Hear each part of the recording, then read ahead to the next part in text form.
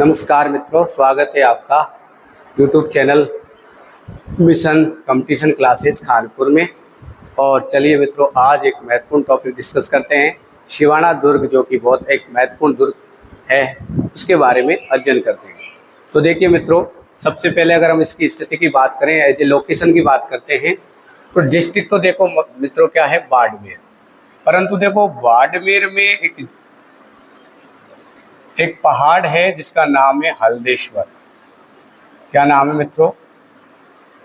हल्देश्वर पहाड़। तो हल्देश्वर पहाड़ी पर ये बना हुआ है। कौन से दुर्गों की श्रेणी में आता है? देखो मित्रों, पहाड़ पर है तो पहली बात तो गिरि दुर्ग की श्रेणी में आएगा। दूसरा मित्रों देखो, इसका जो रास्ता है वो दुर्गम है, कटीली झाड़ियों से युक्त है, तो इसे हम ऐरण दुर्ग की श्रेणी में भी रखते हैं। इसकी श्रेणी में रखते हैं, ऐरण दुर्ग की श्रेणी में भी रखते हैं। अब अगर हम बात करते हैं मित्रों इसकी प्रारंभिक नाम की, तो प्रारंभिक नाम था इसका मित्रों कुंभथान। क्या था मित्रों? कुंभथान। कुंभथान इसको कहा जाता था। क्या कहा जाता था मित्रों? कुंभथान। कुंभथान, ये सही है मित्रों, इसका प्रारंभिक नाम था कुंभथान। दूसरी बात मित्रों, इसके आसपास एक झाड़ी थी, कूमट झाड़ी, उसकी बहुत ज़्यादा अधिकता थी मित्रों। इस वजह से इसको हम कूमट दुर्ग के नाम से भी जानते हैं। कौन सा दुर्ग? कूमट दुर्ग। और कूमट दुर्ग क्यों? क्योंकि किस प्रकार की झाड़ी है? कूमट झाड़ी। कूमट झाड़ी की अधिकता के कारण इसको कूमट दुर्ग के नाम से भी जाना जाता है। कूमट झाड़ी की अधिकता के कारण इसको कूमट दुर्ग के नाम से भी जानते हैं। अब मित्रों बात करें इसके निर्माण की, तो देखो निर्माण की जब बात करते हैं तो इसका निर्माण करवाया है मित्रों 954 ईस्वी के आसपास इसका निर्माण हुआ है। और निर्माण करवाने वाले हैं वीर नारायण पवार। कौन है मित्रों? वीर नारायण पवार। इन्होंने इसका निर्माण करवाया था। उपनामों की अगर बात करते हैं मित्रों, तो एक तो इसको कहा जाता है मित्रों मारवाड़ की राजाओं की शरण स्थली। मारवाड़ के राजाओं की शरण स्थली। ठीक है मित्रों, मारवाड़ के राजाओं की शरण स्थली, एक तो ये हो गया। दूसरा इसको कहा जाता है मित्रों अणलखो। अणलखो शिवाणु दुर्ग। क्या कहते हैं मित्रों? अणलखो शिवाणु दुर्ग। तीसरा इसका उपनाम की अगर बात करें तो मित्रों देखो, इसे कहते हैं हम जालोर दुर्ग की कुंजी। क्या कहते हैं? जालोर दुर्ग की कुंजी। ठीक है मित्रों। अब आगे देखो, अगर हम बात करते हैं इसमें, अगर साकों की बात करते हैं मित्रों, किसकी बात करते हैं? साकों की बात करते हैं, तो साके कितने हुए हैं उनके बारे में भी हम बात कर लेते हैं। तो देखिए मित्रों, बात करें अगर साकों की, तो 2 साके हुए हैं। कितने साके हुए हैं? 2 साके। एक साका तो मित्रों ये हुआ है 1308 ईस्वी में। ठीक है। और उस समय यहाँ के शासक थे सातल देव। कौन थे मित्रों? सातल देव। और ये कानड़ देव के भतीजे थे। ठीक है मित्रों। इसके ही समकालीन अगर हम बात करें तो दिल्ली का सुल्तान था उस समय अलाउद्दीन खिलजी। तो अलाउद्दीन खिलजी का एक सेनापति था मित्रों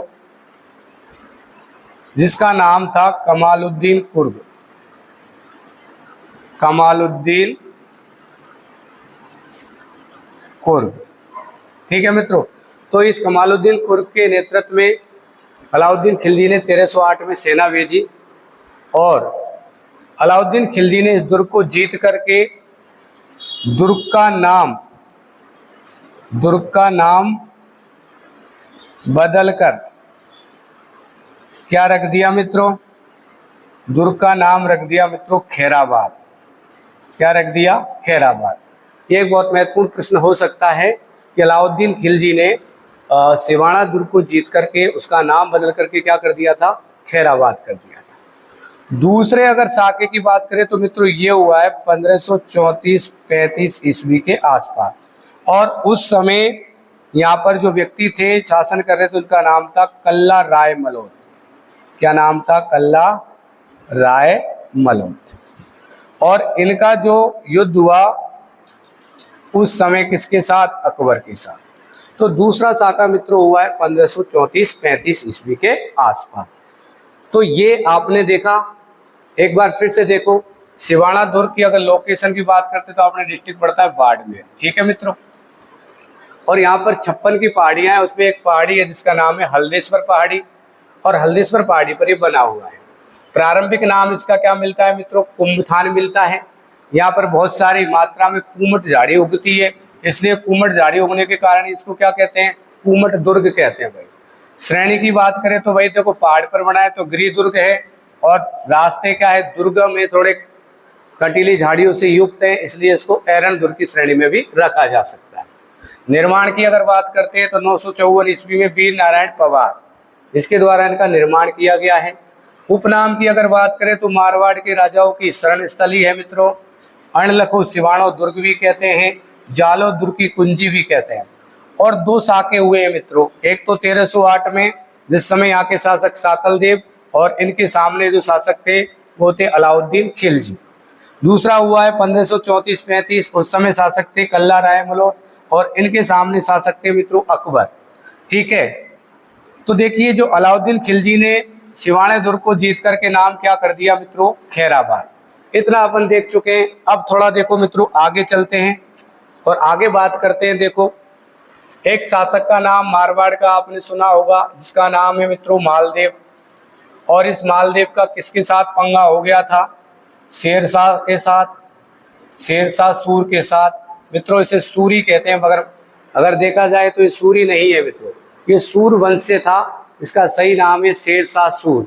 और इस शेरशाह सूर ने मित्रों 1544 में आक्रमण किया है किस पर? मालदेव पर। पर मालदेव अपने सेनापति जैता और कूपा पर अपने शासन का भार छोड़ करके भाग जाता है, और ये जो मालदेव है मित्रों, ये सिवाना दुर्ग में शरण लेता है। किसमें लेता है? सिवाना दुर्ग में शरण लेता है। तो यहाँ थोड़ा सा बताने का मोटिव ये था क्योंकि मालदेव ने भी शरण किस में ली है मित्रों? सिवाना दुर्ग में। और आप इसका उपनाम देख ही चुके हो कि ये मारवाड़ के राजाओं की क्या रहा है मित्रों? शरण स्थली रहा है। दूसरी बात अगर हम करें, मालदेव के एक पुत्र थे जिनका नाम था रावचंद्र सेन। क्या नाम था मित्रों? रावचंद्र सेन। तो इस रावचंद्र सेन की भी किसके साथ नहीं बनती थी? अपने अकबर के साथ नहीं बनती थी। तो रावचंद्र सेन ने भी मित्रों सिवाना को टारगेट करके अकबर के साथ युद्ध किया है। मतलब युद्ध, अकबर के साथ लड़ाई की स्थिति में हमेशा ये रहे हैं इनके शासन काल के समय, ठीक है। ये मित्रों बात हो गई कि मालदेव ने क्या किया है? सिवाना दुर्ग में शरण ली है। जब 1544 में कौन सा युद्ध हुआ था? गिरी सुमेल का। गिरी सुमेल, या फिर हम इसको कह सकते हैं भाई ये कहाँ पर पड़ता है? जैतारण पाली में पड़ता है। कहाँ पर पड़ता है स्थान? जैतारण पाली में। तो गिरी सुमेल के युद्ध के समय मालदेव ने कहाँ पर शरण ली थी? सिवाना दुर्ग में। और रावचंद्र सेन ने भी अकबर के साथ जो लड़ाई लड़ी है वो सिवाना दुर्ग को केंद्र बना करके ही लड़ी है मित्रों। अब आगे हम इसकी बात करते हैं। तो इसमें अगर इमारतों की बात करें तो इमारतों में एक तो कल्ला राय मलोट का थड़ा है, कल्ला राय मलोट का थड़ा। एक है मित्रों अजीत सिंह का दरवाजा, अजीत सिंह का दरवाजा। तो कल्ला राय मलोट का थड़ा, दूसरा अजीत सिंह का दरवाजा, ठीक है मित्रों। तो इस प्रकार से हमने देखा कि एक सिवाना दुर्ग हमारे लिए एक बहुत महत्वपूर्ण टॉपिक है, और इसको बहुत सारी बार एग्जाम में यानी कंपटीशन एग्जाम में इसके बारे में प्रश्न पूछे गए हैं। चलिए मित्रों, आज के लिए इतना ही काफ़ी है। Thank you. जय हिंद, जय भारत।